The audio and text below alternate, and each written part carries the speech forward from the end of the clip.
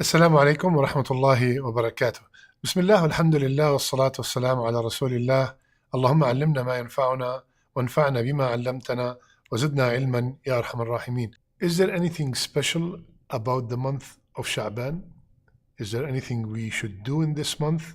Is there anything that we should stay away from this month? Inshallah ta'ala, this will be our short discussion today, bi'idhnillah ta'ala. Usama bin Zayd radiyallahu anh, he said, Ya Rasulullah, I did not see you fasting in a month as much as I see you fasting in the month of Sha'ban. So Rasulullah said about Sha'ban, he said, this is a month that people do not pay attention to. This is a month that people neglect, that comes between Rajab and Ramadan. And in Sha'ban, the deeds of people are presented to Allah. And I would love my deeds, I'd love to be fasting when my deeds are being presented to Allah Azza wa Jal. So we have few things in this hadith. Number one, that Rasulullah used to fast a lot. So if you're asking what is the most thing we should do in this month, fast. And we're going to have another hadith that supports that fasting in Sha'ban is a habit of Rasulullah sallallahu alayhi wasallam. Second, as if Rasulullah is telling us, Ya believer, oh mu'min, Ya believer, many people are neglecting this month. You believer, make sure you do a lot of things in this month, a lot of a'mal in this month, a lot of ibadat in this month. Do not be from the ghafilin, do not be from the heedless ones, because this is a month that comes between a Muharram month, a sacred month, and the month of Ramadan. People are busy with things, so they neglect it. They do not do as much in it. So you, the believer, wake up and do extra. Extra what? Fasting, number one. Rasulullah used to fast a lot in this month. Why, Ya Rasulullah, which is number three? Because this is a amal. This is a month that the a'mal are presented to Allah. My brothers and sisters, the a'mal are presented to Allah daily, weekly, and yearly. Daily, according to the hadith, after Fajr and after Asr, or at Fajr and an Asr, the angels come and present the a'mal to Allah.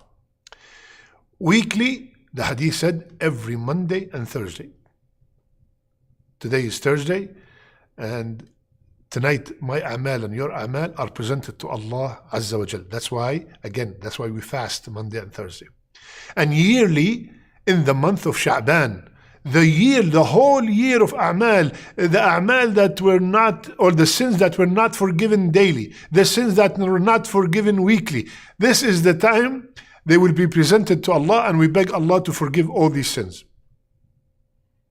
So Rasulullah, it looks like in many hadith, he have said that I would love when the a'mal are presented for me to be fasting. So how much did he fast in the month of Sha'ban? Aisha radiyallahu anha, she said that I've never seen Rasulullah fast a whole month except the month of Ramadan. And I did not see him fasting in any month more than in the month of Sha'ban. Hadith is in Bukhari. So he fasted a lot in the month of Sha'ban. In another narration, it was said that Rasulullah has fasted all of it. All of it. Here, all of it, because we know that according to this hadith, Rasulullah never fasted a whole month except Ramadan. So all of it that means most of it. Most of that month, Rasulullah fasted. So let's make an intention, and especially this year, Sha'ban is coming in a month that is the days are very short. Let's make a promise that, Ya Allah, I inshallah, if you kept me alive to witness the month of Sha'ban, I am going to fast Monday and Thursday, 3 more days for extra fast than I usually do. Okay? Plus, Sha'ban, because it's right before Ramadan, it makes a lot of sense to try to start training myself for this great month of Ramadan. If I go to Ramadan without any fasting, prior fasting since 11 months, if I go to Ramadan, I have not touched the Quran in 11 months, if I go to Ramadan and I've not performed Qiyam for 11 months, I'm going to be overwhelmed. And that's why many people, the first week, they get exhausted, tired, and they stop or they cut down. So I'm going to be different. I will start training myself, just like if I have a marathon, just like if I have a major test, I prepare myself. I don't go to the test without any preparation, just studying one night before. So similarly, I'm going to train my body for fasting, train my body for Qiyam, start reading the Quran as much as I can. As a matter of fact, they used to call the month of Sha'ban Shahr al-Qurra, the month of the people who read the Quran abundantly.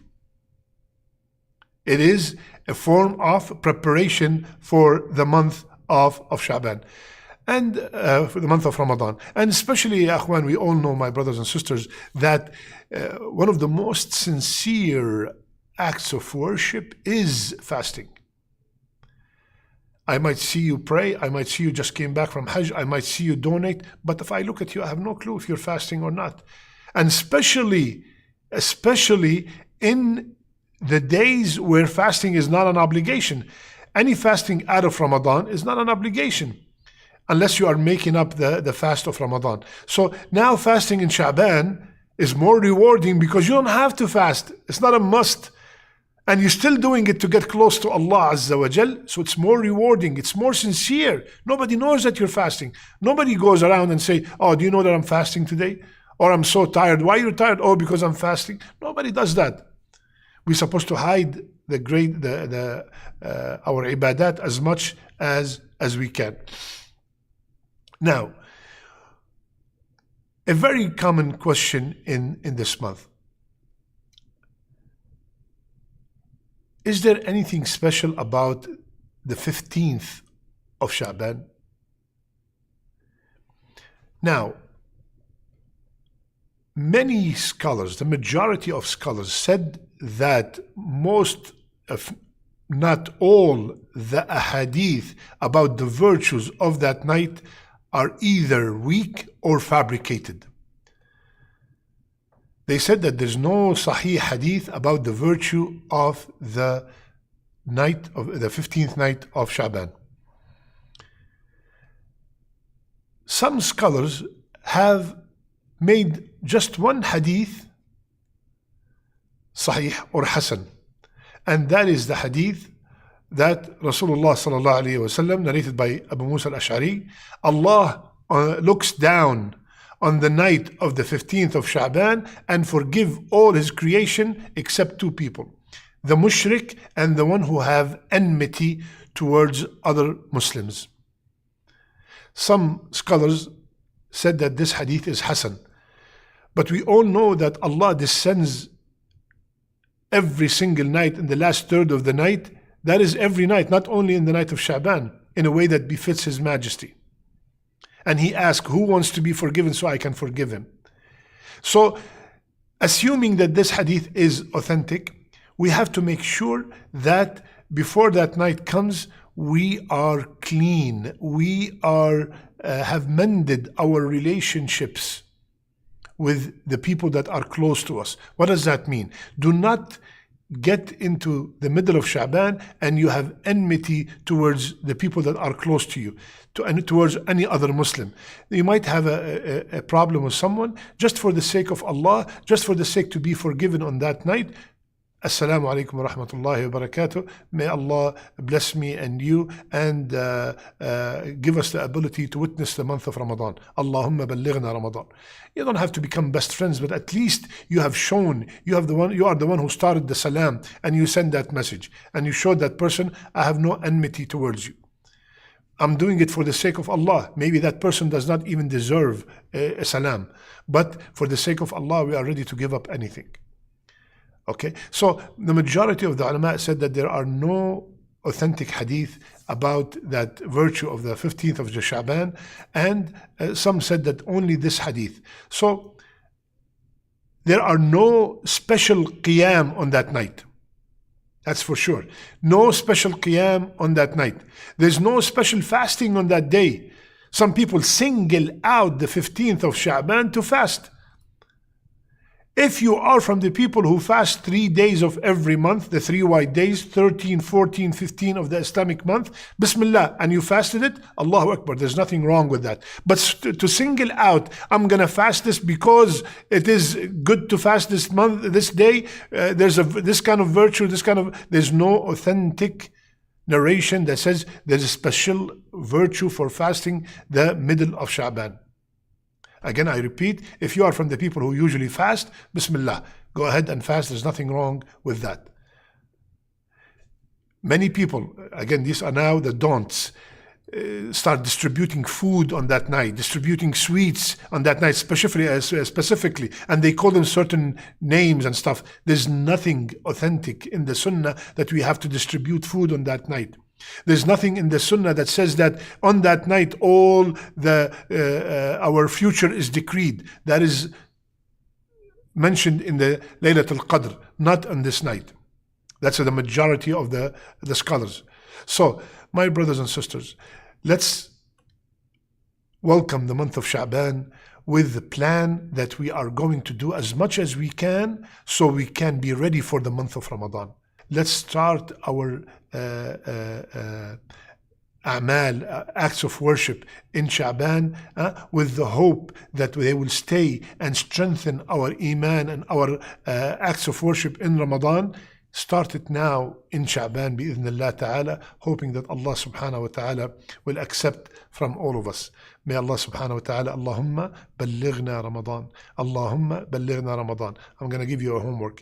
Every day, every night, till Ramadan, please beg Allah with this dua, Allahumma ballighna Ramadan. Ya Allah, keep me alive to witness the month of Ramadan.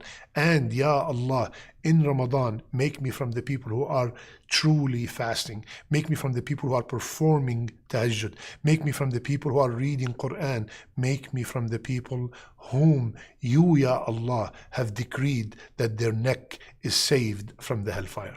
اللهم بلغنا رمضان واجعلنا فيه من عتقائك من النار واجعلنا فيه من الصائمين والقائمين والمقبولين آمين يا رب العالمين. I love you all for the sake of Allah. سبحانك اللهم بحمدك نشهد أن لا إله إلا أنت نستغفرك ونتوب إليك.